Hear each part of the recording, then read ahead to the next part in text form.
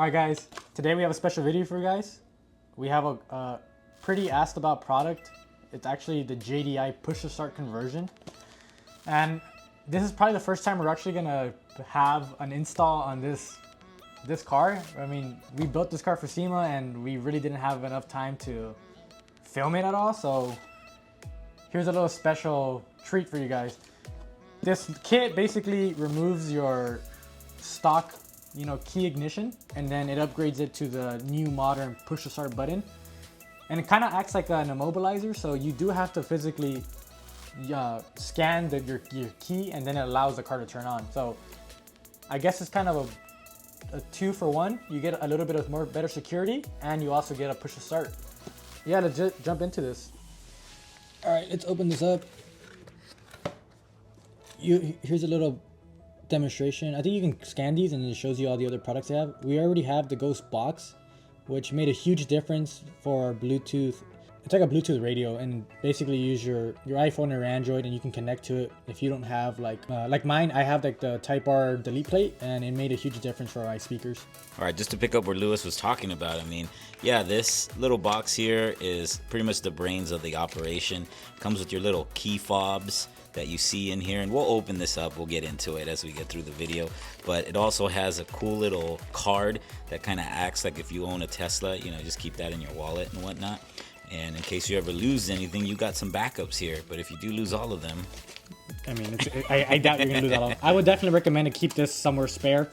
So I did kind of opt out for the options of, thanks out to Tracy at JDI. He did send us the actual upgraded keys, which the fob's already in. Yeah, it's already built in. So I'm going for the brown one. This is kind of like my favorite, that little push look, Yeah, that's cool. So you do get the black or brown option. I believe when you buy these individually, you can kind of choose which one you want. If you don't want the black one, you won't receive the black one. You would only get the brown one. So vice versa. That's additional. This is an additional thing that I opted for. So, otherwise, you just get that. Yeah, regular. Generically though, you will get the 2 keys, and you will get the generic fobs, which are these. I mean, you can tell the difference. Yeah. So this is like the main part of it. This is actually your access, and this is your actual immobilizer. So that's a big part. All right, and then again, you ended up also getting this, right? So we also opted for the S2000 style button, which I believe it's like another $20 or something like that. I gotta double check, but that's not bad. It's not bad, honestly. And that looks pretty cool. And then you want to do some little ASMR. It's a nice firm button, Yeah, it's pretty cool. But if you do end up doing this, I would recommend you guys to purchase. This is basically the filler, right? The adapter. It's called a 50/50 adapter, and basically what it does, it fills in the additional hole on the Integra, because I believe that cylinder is slightly larger in diameter, so it just gives you a nice flush look. Because that basically, what you're doing here is you're replacing your key ignition. Right? Yeah, regardless. And then that fills all the gaps. So, and again, we'll touch base. We're just kind of giving you a little brief overall I what don't have, the kit brings. I don't have the original one that the kit comes with, because I opted for this one. But usually it's like a regular red or blue light black one. But I just wanted that 2000s look. Yeah, that looks cool. So I wish I had the other one to show you guys, but yeah. When you go on the website, you'll see which ones we're talking about. But this is just like an up product that you can purchase. So good quality. Let's go to the next things. All right, and then lastly, in the box of goodies here, we got all the harness. This is the main harness. Harnesses. This is actually your brake switch harness. So this does have to go plugged into the brake wire, and when you push the brake in, that's how you're able to scan using the antenna. You would scan your little fob against the antennas wherever you place it. Obviously, that's like the good thing about this kit, is you can hide this wherever you want, and only you know where the key will scan. So basically, this is like your quote unquote kill switch. Yeah, right. Basically. That mobilizes the car, right? Immobilizes it. This is an immobilizer. Immobilizer, right? Yeah. Right. So you scan the little thingy on here, or your card or whatever, and then this tells the little magic box over there it's okay to push the start button. Exactly. And then the other good thing is, not only do you have to know where this is and scan it, you also need to know that you need to press the brake. Compared to a non-manual car, you have to hit the clutch. You would have to hit the clutch, right? Well, we're just telling the secret now. Which is, again, more security for your vehicle. You know, for your baby, you know. And then not to mention again. Yeah, you get cool little stickers here, the little Ghost stuff, the JDI. Here's some of their contact info, and then here's the actual user manual. So read it. Yeah, it tells you how basically the box works. If you need to do some, you know, it has valet mode apparently too. So it's just kind of some basic instructions, but they do have a really in-depth video, so that's cool. Really cool. All right, well, let's get going. All right, guys. So we're inside the vehicle here. We're gonna start with. We're gonna move this under panel first. Got some cool new tool that Albert's trying to put me on. It's not Snap-on. It's not Snap-on, but it's Japan. My car might be a little bit different because it is an L15 swap, but you're gonna get the general gist of it. What we're gonna remove is the actual cylinder here, and my cables are directly here. You're gonna have an additional harness that goes into your actual fuse box. Mine, because I have a conversion harness from JDI, this is gonna be a really plug and play and simple kind of install. So my cables are right here. I'm gonna basically disconnect this. Oh, it's the same clip and everything. Yeah, everything is basically plug and play, ready to go. So basically your harness is just gonna be a little bit longer. It's gonna go into here.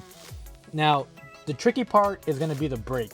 The brake switch is what's hard because we have to get basically under here and connect it, which that's gonna be the hardest part of this whole process. So first thing I'm gonna tackle is removing the cylinder, and then I will get back to you once I take this off. It's pretty simple, just a couple bolts. It's gonna pop right off, and then we're gonna be able to put our switch onto the plastic piece instead.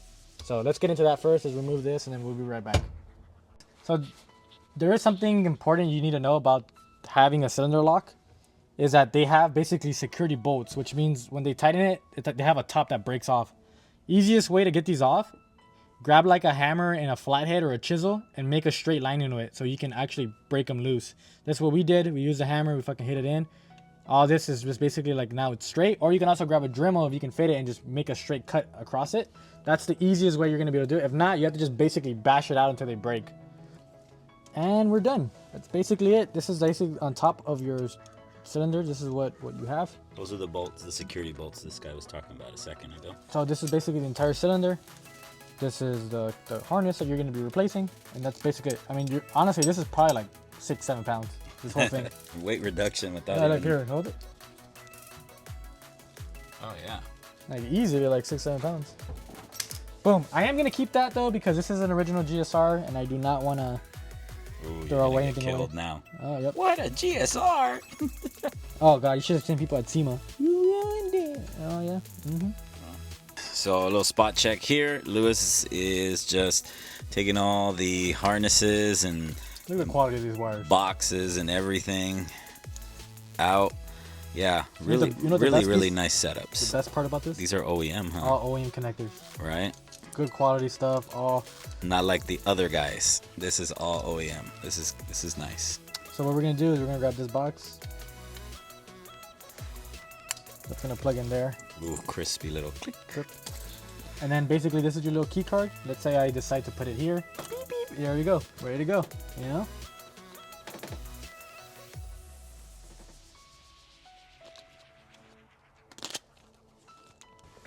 Alright, I kind of want to go over how everything's connected. So the actual antenna goes on the back side.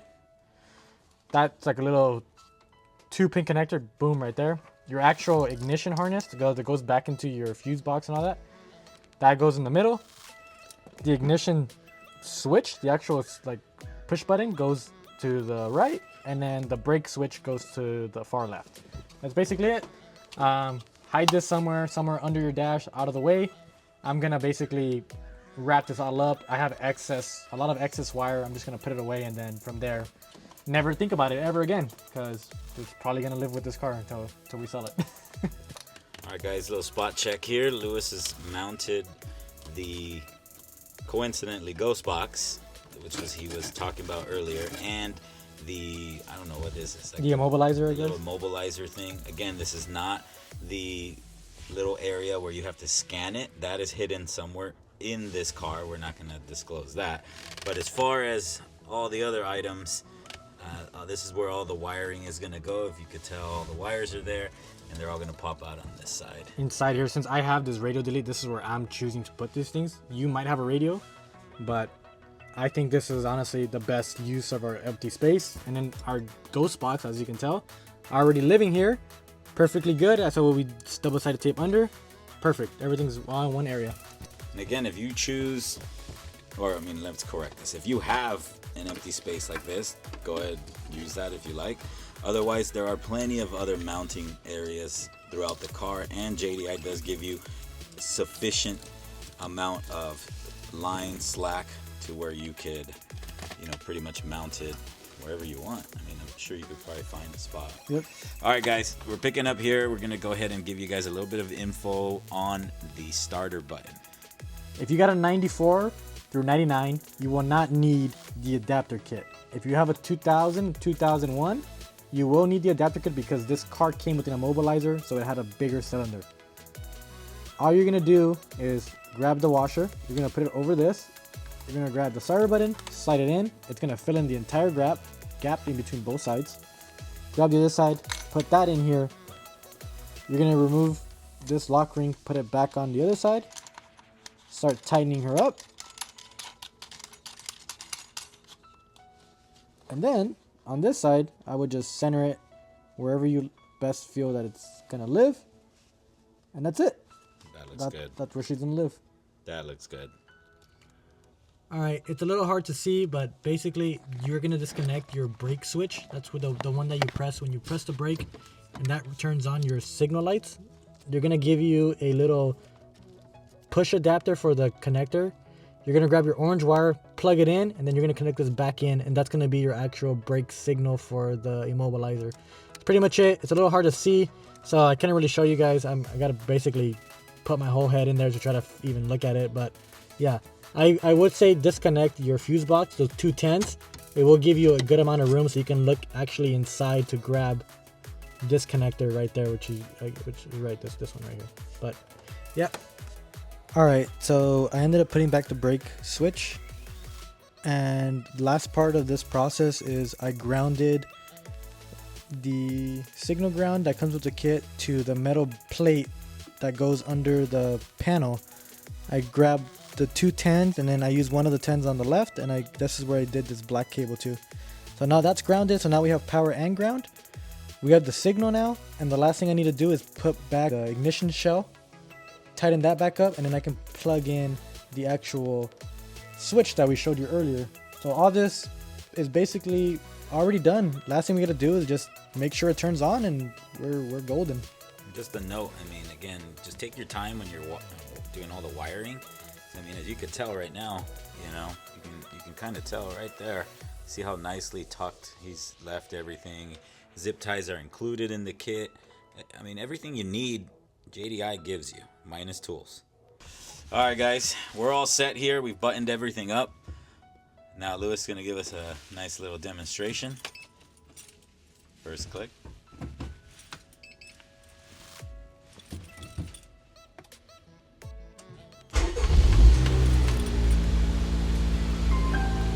Nice.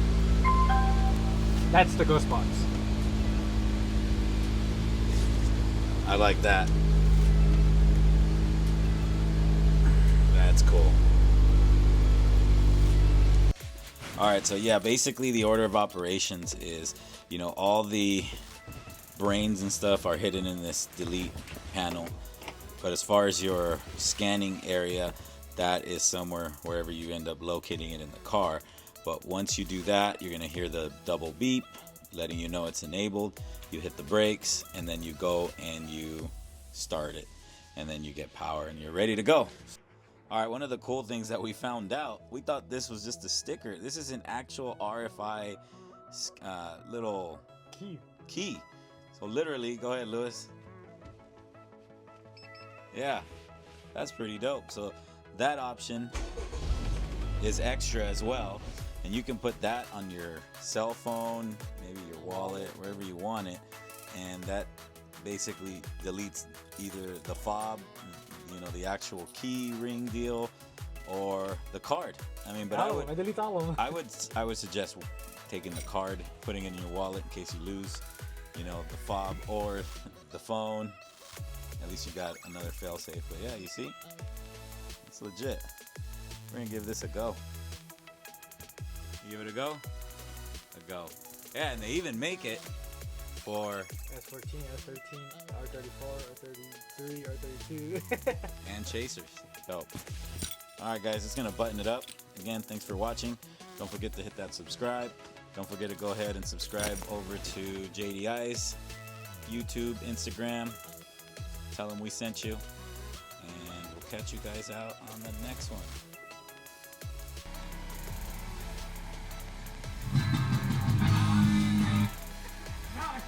Yeah, and low-key, the Ghost Box, it is loud.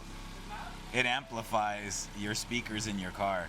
So if you are thinking about doing the Ghost Box, I think that also is a definite go. We didn't highlight it too much in this video, but it is a definite go.